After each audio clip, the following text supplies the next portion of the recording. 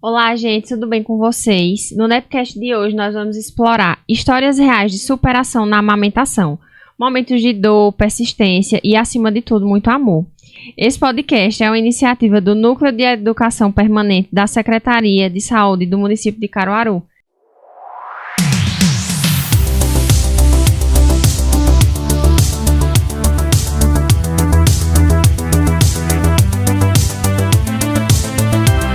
Muito prazer, eu me chamo Ana Beatriz, sou farmacêutica e técnica do Núcleo de Educação Permanente e é uma honra estar com vocês nesse episódio de hoje. Então, recebemos aqui nossas convidadas super especiais, que é Denise Barros, ela é psicanalista, acupunturista e empresária. Seja muito bem-vinda.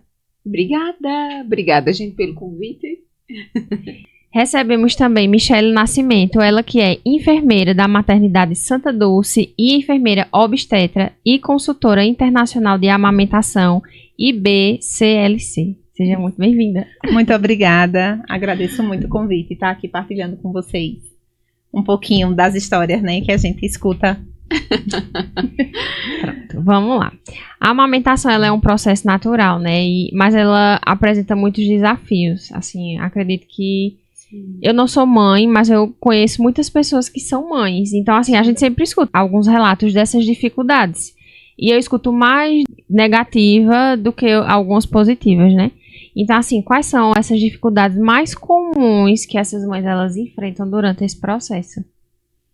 Da amamentação, acho que posso. Comece. As dificuldades mais frequentes são as fissuras mamilares, que normalmente são ocasionadas pelo mau posicionamento, a má pega do bebê. Engurgitamento, que é quando a mama fica bem cheia e aí pode trazer febre e evoluir para uma infecção, como a mastite também. Tem infecções fúngicas, que podem ser, né, a candidíase mamária também. Então, são, acho que, os grandes desafios iniciais que a mulher enfrenta no processo da amamentação. Além de privação de sono, das dores que ela sente, né? Então, falta de apoio. Acho que é isso. Mas... Eu acho que quando tu traz esse lugar das demandas, né, que ela recebe já de cara com essa nova função que está chegando, que é uma nova função que está chegando, é como que, eu acho que o maior desafio é como conciliar com o todo, é conciliar com o meio. Eu acho que é uma das primeiras ideias que permeia a cabeça dessa mulher quando o positivo chega, é como eu vou incluir essa criança na minha demanda de vida, né? Então eu acho que dos maiores desafios aos menores, eu acho que emocionalmente esse é um dos requisitos que mais as mulheres se pressionam, pelo menos é a maior demanda que chega na clínica. E agora, né? Como é que eu vou incluir? Como é que eu vou ser? Vai faltar? Será que eu vou ser boa mãe? Será que eu vou dar conta? Eu vou deixar com quem? Como é que vai ser o pós, né? Então, são muitas dúvidas, muitos ICs que permeiam esse lugar de dúvida dela mesma, da própria capacidade dela mesma. E também da potência que vai chegar depois junto com essa criança, que ela precisa talvez redescobrir. Então, é como que a gente perdesse o feeling, por um medo também de insegurança naquele lugar, a gente perdesse o feeling do aprendizado, né? Que eu vou aprender. É como que a gente quiser sempre a resposta pronta para cada quesito que a maternidade vai nos trazer. E esse movimento nem sempre é saudável, porque eu acabo antecipando tanta coisa, né? Que precisa ser digerida ao longo do processo. Isso já me traz uma carga emocional muito grande. Então, o positivo chegou, é como se eu quisesse já saber. O menino tá lá com 15 anos, mas eu tô aqui no positivo, mas eu já quisesse resolver questões de lá. Como que uma tempestade, realmente, que essa mulher sofre de ideias, de perspectivas e do ciclo estrutural, familiar, né, o sistema familiar, de tudo que ela carrega na história de vida dela, chega no boom, chega nesse positivo, né? Então, além dos fatores que Michele falou, que são rotineiros, habituais de amamentação, também sobre toda essa expectativa de como ela lida emocionalmente com toda essa tempestade de coisas que ela carrega, né? De coisas que a antecedem e de coisas que estão atualmente na rotina dela. Sim. Vocês como mães, né? Vocês perceberam essa diferença do vínculo com o bebê de vocês? Muita. Tu quer falar, Mi? Eu vou falar, eu tenho duas experiências, né? Com Clarinha, Clara tem 19 anos, então a minha experiência com ela de vinculação, ela foi completamente diferente. Então, Eu vim de um lugar em que o bebê não podia estar no colo, porque senão o bebê ia ficar manhoso.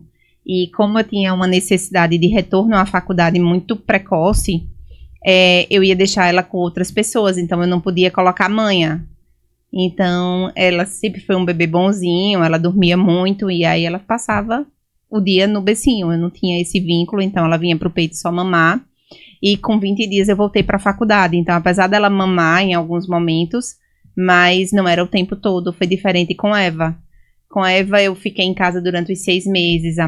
Claro, eu consegui fazer a amamentação exclusiva até 4 meses. E aí, depois, também uma coisa que era da época de fazer introdução alimentar com 4 meses. E aí, com Eva, eu consegui amamentar exclusivo durante 6 meses e passei 6 meses em casa. Então, o vínculo dela com ela, dessa coisa do fazer cama compartilhada, de estar com ela o tempo todo, de pra onde ela tá, né? De chaveirinho aqui, de pingente, foi completamente diferente, assim. Apesar de que, mesmo com Clara, a gente conseguiu se vincular de outra forma.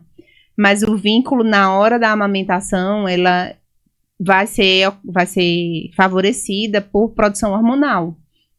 Na hora que a gente está amamentando, a gente vai produzir 2 hormônios, entre outros, mas 2 principais hormônios, que é a prolactina, que é responsável pela produção do leite, é quem produz o leite, e a ocitocina, que é o hormônio do amor, está responsável pelos momentos onde a gente se apaixona, está responsável pelos momentos quando a gente divide comida, quando a gente tem relação sexual, quando a gente vai parir e quando a gente amamenta. E a ocitocina, ela é responsável pela ejeção do leite, então a ocitocina é como se ela fosse o distribuidor.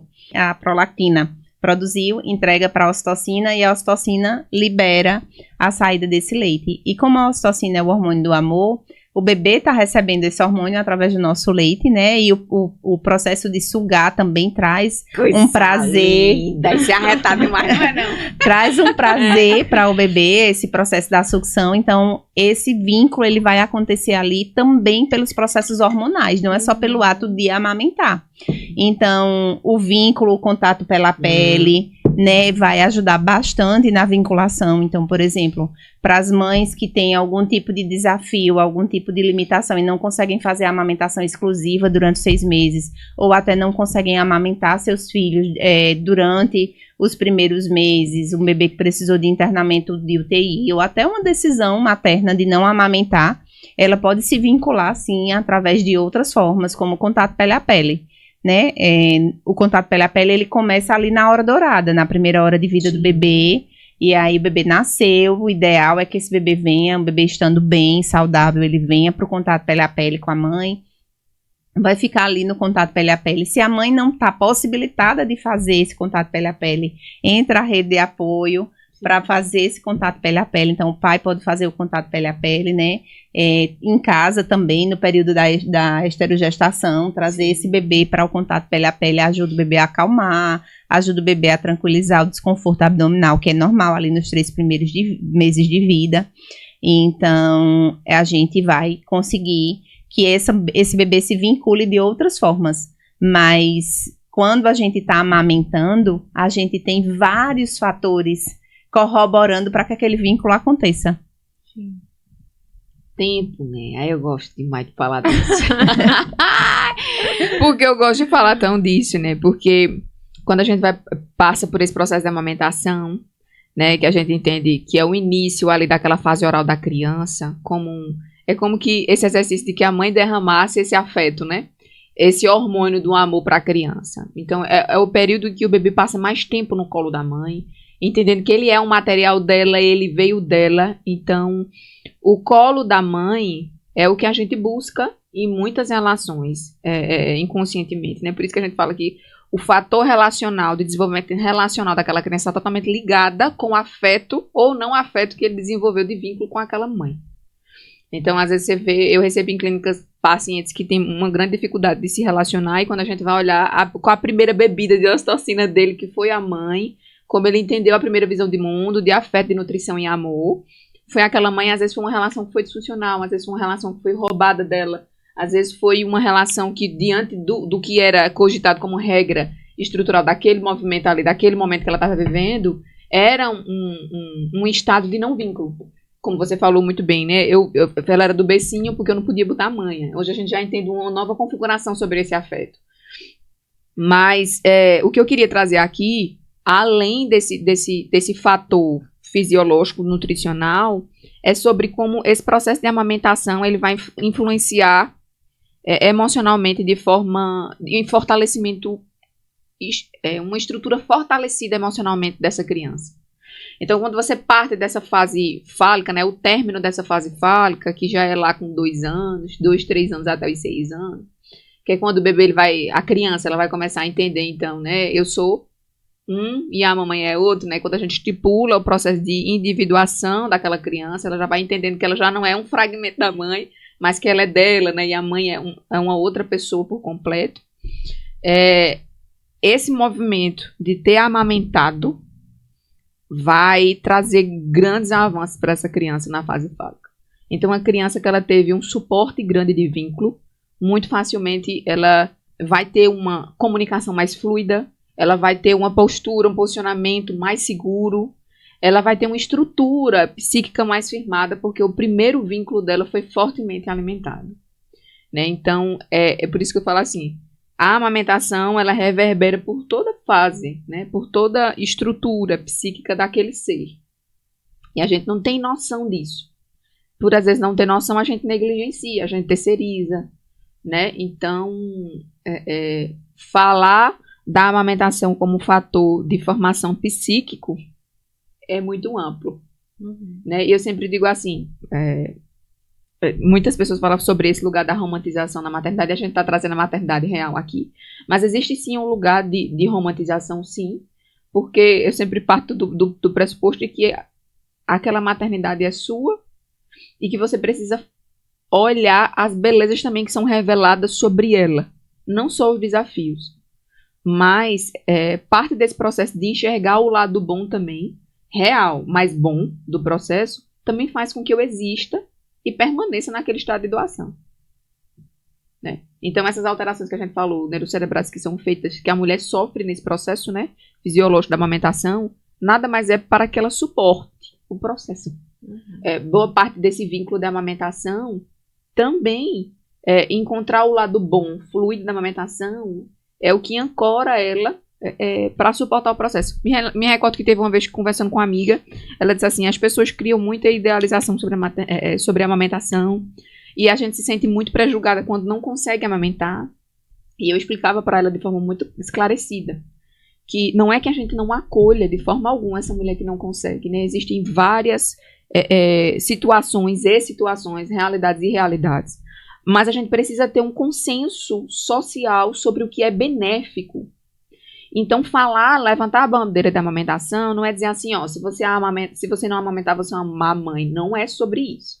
É sobre entender a possibilidade daquela criança, mas alertar que como fator nutricional e saudável, e aqui eu não falo só nutricional, mas psíquico, sim, é a diretriz mais efetiva para aquela criança. Então, entendendo a particularidade de cada mulher, não anulando a possibilidade dela de doação nesse processo, mas tendo um conceito coletivo, social, porque senão daqui a pouco a gente vai, né, tratar o que se deveria ser regra como singularidade e não pode ser assim. Então a gente precisa realmente trazer de forma real para aquela mulher a importância, até para que ela perceba o movimento de uma doação de 3 anos, por exemplo, ou não sei, o tempo que ela conseguia amamentar, mas ela vê reverberar isso em outras fases do filho dela. E esse movimento dela enxergar, diz assim, vale a pena então permanecer, me doar, nesse período de tempo. Muitas mulheres que abandonam por N fatores a amamentação, um dos principais motivos é justamente por ela não ter consciência disso que a gente está conversando aqui. Ela não consegue entender como estruturalmente, emocionalmente, aquela criança vai estar fortalecida. E esse fortalecimento dessa criança em postura, às vezes disfunção de fala, uma criança que gagueja muito, uma criança que traz muita coisa para a boca, uma criança que rói muito unha, né? Ela não entende como a amamentação dela pode ser um quesito essencial para que a criança não desenvolva outros transtornos. Então, às vezes, para não ter dimensão disso, é mais fácil soltar. Então, a mulher que ela é bem instruída, por profissionais de várias áreas, né? Quando eu cheguei em Michele para fazer o pré-natal, ela já mostrou uma rede. Então, assim, ó, não é só eu, é uma rede. Quando essa mulher ela tá bem assistida emocionalmente, né, ela tá bem assistida por uma equipe que vai dar esse aparato para ela, ela permanece no lugar. Esse lugar do querer, da decisão de escolha de querer amamentar, ele é mais fortalecido, porque eu entendo o impacto disso. Quando eu não entendo, fica mais difícil, né? Eu acho que eu posso deixar, ele vai sobreviver, vai, mas assim, o que é que eu posso evitar com isso? Né? Como o meu papel aqui de cuidadora, como essa minha doação de agora pode reverberar na vida adulta dele, né? Porque às vezes a gente tenta tratar algo que lá na frente tá estourando, mas porque eu não sabia que antes eu poderia ter evitado em alguns espaços, né? Então trazer esse impacto eu acho que é de suma importância, sabe? Essa semana eu escutei de uma amiga minha, ela dizendo assim, que a parte mais difícil para ela, além da amamentação e tudo mais, foi justamente ir trabalhar, tipo, voltar para a rotina dela, sabe? E aí, assim, não tinha como deixar com a mãe dela, porque a mãe tinha as suas obrigações, o pai também trabalhava, então ela teve que deixar em um hotelzinho. E ela sempre muito preocupada, assim, né? Porque é muito novinho, ele com 7 meses, muito novinho, e aquele apego, né, de querer estar sempre com ele ali. E eu acredito que vocês também passaram por isso, né? Michelle falou da primeira gestação, de voltar para a faculdade, depois voltar para o trabalho. Então, assim, como foi a experiência de vocês em relação a isso, de ter que voltar para as suas atividades? Ou não voltar, né? Ou não voltar então, também. Quando eu estava gestante de Pietro, eu tinha uma carga horária muito puxada, né, de trabalho. Eu já tive quadro de trabalhar 18 horas por dia, eu estava com 2 pós-graduações bem engatilhadas, então eu sempre fui muito ativa. E a maternidade ela é um convite para frear, né, para também enxergar o que é as novas prioridades e o que fica. Eu sempre digo que é uma peneira mesmo, né, o que é que eu vou querer, o que é que vai ficar, os vínculos que vão me cobrir nesse lugar, me sustentar. E a gente vai ter muitas coisas que abarcam, né. Eu vou dar aqui o exemplo de um afeto de amizade. Vai ter amizade que vai dizer que você não tem mais tempo. Vai ter amizade que vai entender o seu novo tempo. Então, aqui eu estou dando um exemplo, mas existem várias coisas que abarcam esse processo. E aí, no meu caso, eu tinha esse lugar de construção muito estabelecida. Não, eu vou ter, com 3 meses, 6 meses, né? No caso, eu tive licença de 6 meses, eu vou deixar tranquilamente Pietro num hotelzinho, numa creche, vai ser muito suave, eu era muito bem resolvida com isso. Até eu ver ele, né? Não só até ver ele, mas eu levo muito a sério essa pauta do vínculo, porque eu percebo que a gente tá perdendo isso e a gente precisa de uma diretriz. Então, se você disser assim, Denise, a mulher não tem possibilidade, ela precisa trabalhar, muitas das vezes essa mulher que sustenta a casa, é mãe solo, não teve amparo, ela precisa voltar para o trabalho, ok, então a realidade dela, ela precisa como melhor conviver com aquela escolha, com aquela possibilidade. Mas se você disser assim, Denise, qual seria o mais saudável para esse processo? Criança até 3 anos, ela não precisa de creche, de escola, ela precisa de vínculo, ela precisa fortalecer segurança e vínculo, para que ela chegue sim no meio social dela, depois fortalecida. E aí quando eu falo fortalecida é de afeto, é de limite, é de todo o processo que permeia esse âmbito de desfraude, de linguagem, de comunicação. Criança aprende a falar com adulto, né? Então eu gosto muito de trazer esse lugar. Sociabilidade, sim, quando possível, mas não necessariamente em um ambiente coletivo. Não fomos feitos de forma psíquica, estruturados para estar em um ambiente coletivo. Então, às vezes o hotelzinho e a creche, ele dá sim aparato de cuidado, mas não de vínculo. Eu preciso esclarecer. Então, por isso que eu sempre trago muito esse lugar do papel e a função, né? A função muita gente pode exercer. Meu esposo, Michelle, se eu der aqui, Michelle, ele tá fazendo cocô, tu dá um banho nele, ela vai dar. Mas o papel mãe é diferente. Então, Michelle não vai substituir o papel mãe. A função da mãe naquele momento, ela pode. A função precisa ser compartilhada com essa rede que a gente está trazendo. Mas o papel emocional, a importância emocional daquele primeiro afeto de mãe, ele vai continuar existindo. Então, eu me lembro que quando eu tive meu Pietro, nesse processo de volta ao trabalho, eu não consegui voltar por escolha e também por decisão, porque a introdução dele não fluiu tão bem. Hoje a gente vê os sinais de prontidão que a criança precisa apresentar. Pietro ainda não ficava sentadinho, então eu precisei esperar o tempo dele. E aí eu visitei um hotelzinho aqui na cidade, muito bem quisto, as meninas me acolheram muito bem. Mas quando eu saí, eu disse, não dá. Por conta dessa minha percepção, Primeiro porque eu pude. Eu estava no lugar privilegiado de escolha e dizer assim, eu posso abdicar, não vai faltar nada nem para mim, para ele. Isso é claro. Mas por ser um profissional da área também, eu percebi a importância desse primeiro vínculo, eu optei por não voltar. Mas eu entendo que essa minha realidade, querida, ela é muito restrita. É isso que eu estou dizendo. Eu pude vivenciar esse processo. Na maioria das vezes, essa mulher não tem escolha. E às vezes, quando tem escolha, também opta também por não querer. E tá tudo bem. Mas encontrar um melhor equilíbrio nisso, entendendo que esse vínculo e essa fase do teu filho não volta. Porque outras coisas a gente reconstrói, a gente como é que eu posso dizer? A gente se projeta novamente na vida profissional, a gente corre atrás de algumas coisas, mas existem outras coisas no âmbito da saúde da mulher no geral, como gestação, vínculo de filhos, que é um tempo que não volta mais. Então, é um novo lugar de negociação. O que é que eu vou negociar agora? Eu sempre digo muito que a maternidade também parte desse lugar de gestão. Como é que eu vou gerir isso aqui? Né? Sem trazer esse lugar do dano da falta, mas na construção da falta.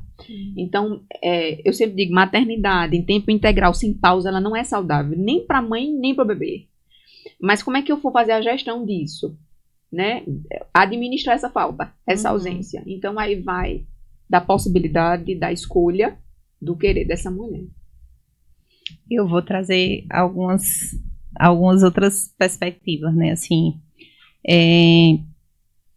Primeiro, para a gente poder fazer as escolhas, a gente precisa ter consciência. Então, eu acho que faz uma diferença muito grande quando você consegue ter a consciência, né, de como você vai escolher vivenciar esse processo, certo?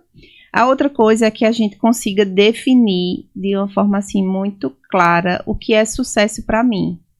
Perfeito, e eu falo sempre da gente recalcular a rota. Quando a gente fala sobre parto, né, eu falo muito sobre parto, a mulher que quer o parto normal, ela tem, né, idealiza o parto normal. Então, pode ser que a gente precise recalcular a rota e passar por uma cesariana. E não seria um problema, né? Sendo bem indicada, sendo clinicamente recomendada. Nesse processo do vínculo, da amamentação, ele também passa por esse processo de recalcular a rota.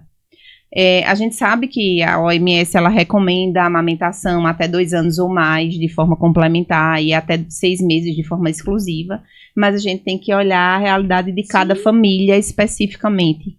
E pensar o que é sucesso para mim, necessariamente pode não ser o sucesso para você.